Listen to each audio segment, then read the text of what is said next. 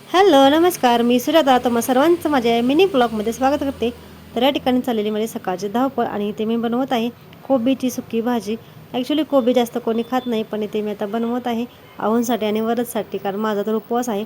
आणि या ठिकाणी मी कांदा, टमॅटो, लाल मिर्च आणि चटणी वगैरे सर्व टाकून घेतलेलं आहे आणि मीठही टाकलेलं आहे. थोडीशी हळदी टाकली होती आणि मॅगी मसाला टाकलेला, कारण चवीसाठी.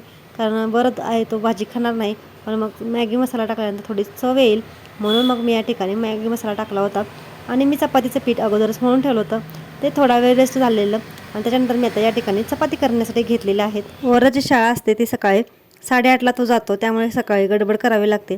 त्यामुळे मी ते कसलंच न आवडता सकाळ सकाळी अंघोळ झाली की लगेच जेवण करत आहे. आणि या ठिकाणी त्याच्या डब्यासाठी मला पटपट आवरावं लागतं. सो मी भाजी बनवून घेतली आणि आता चपातीही करून घेत आहे. वरद आहे तो गुरुकुलला आहे, त्यामुळे त्याची शाळा 9 ते 5 असते आणि तो 8:30ला घरातून जातो. कधी कधी लेट होतो, पण त्या वेळेत जातो खरं तर.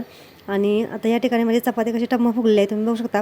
2 चपात्या मी दाखवलेल्या आहेत आणि बाकीच्या मी नंतर मग पटपट करून घेतलेल्या आहेत.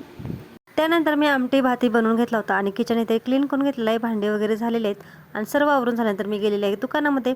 चला तर मग हा व्लॉग मी इथे सेंड करते. Bye bye.